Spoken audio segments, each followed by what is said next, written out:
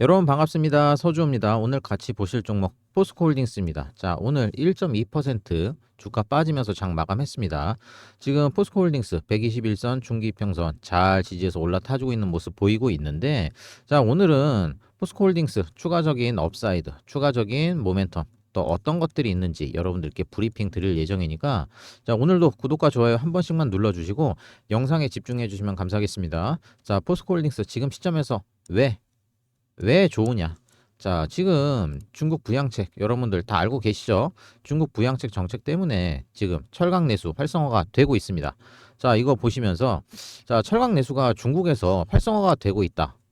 어, 이거는 자, 중국에 있는 철강 수출이 통제당하는 거랑 똑같아요. 중국 철강이 부동산 내수로, 그죠? 내수로, 그냥 부동산 내수로 들어가기 때문에 수출적으로 어느 정도 통제가 들어간다는 거랑 같습니다. 중국 철강 제품 가격 상승세가 지금 국내로 퍼질 가능성이 충분히 있다는 겁니다. 중국 철강 물류 전문위원회 여기서도 10월에 뭐라고 했죠? 건설용 강제 중심 철강 수요 회복에 제품 가격이 상승이 지속될 것이라고 했습니다. 철강 업황 개선 기대감은 저 포스코홀딩스 주가 반등으로 이어질 가능성으로 기대되고 있습니다. 자, 중국 철강 수요가 개선된다면은 철강 수출 감소로 이어지고 또 철강 가격 상승 요인으로 작용할 건데, 그렇게 되면 포스코홀딩스 핵심 자회사 포스코 판매량이 올라올 것이다. 이것마저도 올라올 것이다라고 보고 있습니다. 그럼 철강 대한 업황 개선이 됐다고 여러분들 보시면 좀 될 것 같고, 그리고 전체적으로 지금 2차 전지죠. 2차 전지. 2차 전지가 전기차 섹터 업황이 굉장히 개선이 많이 됐어요. 이 부분도 여러분들 포인트로 가져가시면 될 것 같아요.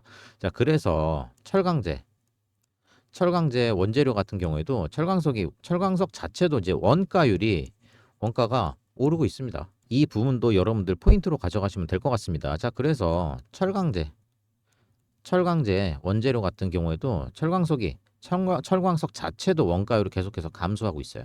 자, 그래서 철강에 대한 제품 가격도 감소를 하고 있는데 원가율이 더 하락을 하고 있기 때문에 이 갭 차이로 인해서 지금 밀마진 개선되고 있다는 거, 자, 말씀드리고 있습니다. 그래서 철강제에 대한 가격 하락에 대해서 여러분들 크게 걱정은 안 하셔도 된다라고 좀 말씀드리겠고, 자, 그리고 추가적으로 포스코홀딩스 자회사 같은 경우는 어떻게 되죠? 좀 실적들이 굉장히 긍정적으로 좀 나아지고 있습니다. 2분기에 포스코 인터내셔널 같은 경우에도 영업이익이 예상치가 2,400억 정도를 봤는데 어떻게 됐죠? 3,400억. 3,400억 이제 상회해주면서 자회사 자체도 지금 업황은 괜찮다고 지금 보고 있는 상황이죠. 그리고 반도체 수급 지금 들어오고 있지가 않아요. 지금 미국에서 엔비디아가 좀 주가로 좋다고 하지만 이제 엔비디아에 연동돼서 이제 국내 반도체 사업들이 주가가 반등이 나와주고 있는 시기는 조금 지났다고 보고 있습니다. 그래서 지금까지 반도체 수급에 몰려 있었던 사람들 타 섹터, 그러니까 바이오나 2차 전지, 방산 이 세 개의 섹터로 지금 수급이 계속 퍼지고 있는 상황이에요. 자, 오늘도 방산 괜찮았고요. 2차 전지도 좀 좋은 상태로 나가고 있는 모습 보이고 있었어요. 자, 수급도 굉장히 긍정적으로 개선되고 있다라고 좀 말씀을 드릴 수 있고, 그러면 우리가 철강 그리고 리튬 두 가지로 나눠 봤을 때 추가적으로 상승할 수 있는 업사이드가 뭐가 있는지 우리가 좀 알고 있어야 되겠죠. 철강부터 좀 살펴보게 되면은 중국 경기 부양책 효과, 중국 국경절 주택 판매량 증가 뭐 이렇게 나온 거 있죠. 자, 밑에 보시면은 다칭시에 156채가 지금 거래됐고 2023년 대비해서 254%가 상승했다고 합니다. 자, 그리고 베이징시에서 신규 주택 방문 수가 92% 늘었다고 이게 나오죠.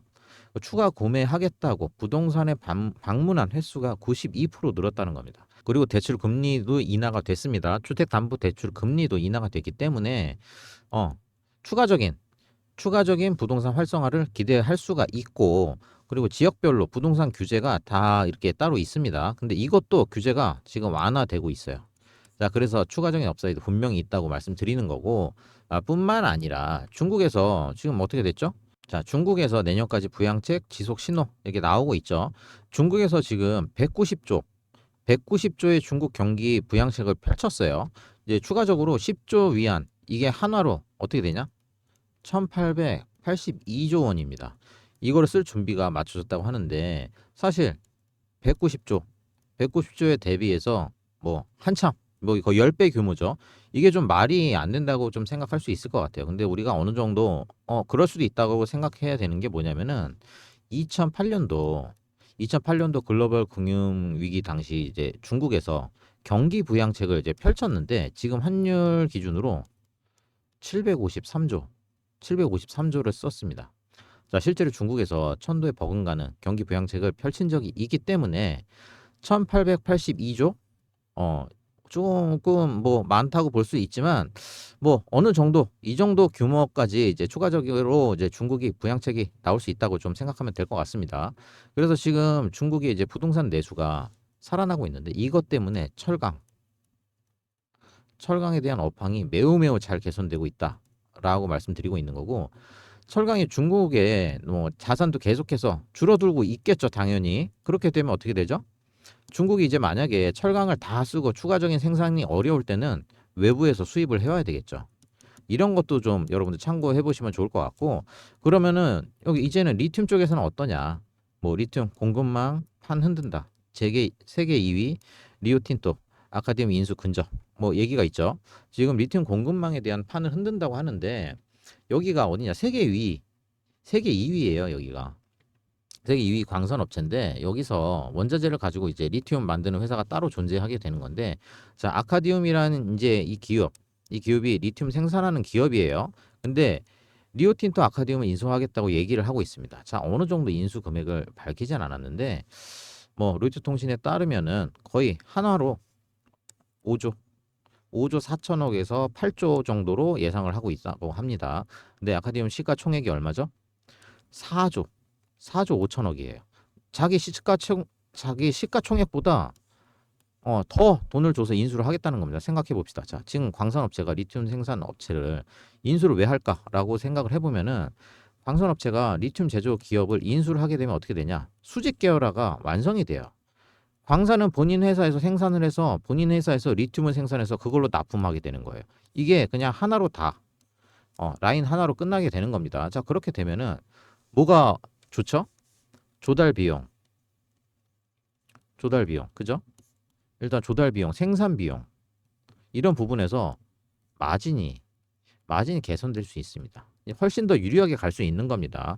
근데 왜 지금 시점에서 인수를 해야 되는지 우리가 잘 생각을 좀 해보셔야 돼요. 자, 리튬 기업은 이전 영상에도 좀 제가 말씀드렸죠. 리튬은 생산을 할수록 적자예요. 적자를 보고 있어요. 근데 이걸 왜 밀마진으로 개선하게 되면은 이게 수익으로 돌아가게 되죠. 그러면은 광산을 생산하는 업체가 리튬 기업을 인수를 하게 되면은 리튬 생산 비용이 감소가 되고 향후에 이제 리튬에 대한 제품 판매 가격이 높아지면은 이만큼의 마진 스프레드가 넓어진다는 거예요. 그렇게 되면 지금 리튬 제조업체 저평가 상태니까 지금이 제일 저평가라고 지금 생각하기 때문에 인수에 들어간다고 생각하시면 될 겁니다. 자, 그리고 실제로 밑에 보시면은 이제 국제에너지기구에서 파리기구 협약 목표를 달성하게 되면은 어떻게 되죠? 자, 2040년도까지 리튬 수요가 8배 증가할 거라고 지금 내다보고 있는 겁니다. 그렇기 때문에 뭐 2040년도 생각하면은 앞으로 16년밖에 안 남았어요. 16년. 먼 미래가 아니에요. 근데 지금 인수를 해서 차근차근 사업 규모를 늘려가야 된다. 이제 폭발적인 마진 개선을 일으킬 수 있다. 뭐 이렇게 살펴보면 되는 거죠. 근데 오늘 같은 경우 철강 그리고 리튬 쪽으로 추가적으로 이제 상승할 수 있는 모멘텀이 뭐가 있는지 좀 봤는데 포스코홀딩스 주주분들 사실 이런 모멘텀 수도 없이 들었을 테지만 이제 주가 계속해서 하락을 하고 있었기 때문에 지금 뭐 심리적으로 좀 많이 지쳤을 거라고 보고 있습니다. 하지만 지금 업황 자체도 좀 개선이 됐고 추가적인 기술 부분도 반등해주고 있기 때문에 뭐 모멘텀 가지고 주가 상승 꽤 할 수 있다. 이런 시점이다라고 좀 말씀드리고 싶습니다. 그래서 지금 오늘 말씀드렸다시피 브리핑 내용들도 사실 장중에 나오고 여러분들이 찾아보셨으면 충분히 발견할 수 있던 모멘텀입니다. 하지만 근데 이런 이슈들 어떻게 해석하냐에 따라서 여러분들 추가 매수할지, 그죠? 아니면 난 여기까지다 하면서 그냥 매도할지 이거를 결정할 수 있는 거예요. 그렇기 때문에 여러분들 구독해서 이 뉴스거리 어떻게 해석하는지 살펴보는 거라고 저는 좀 생각을 하는데 사실 이러한 내용들 장중에 나와서 실시간 브리핑 받는 게 훨씬 더 여러분들 매도하기 결정이 쉬우실 수 있습니다.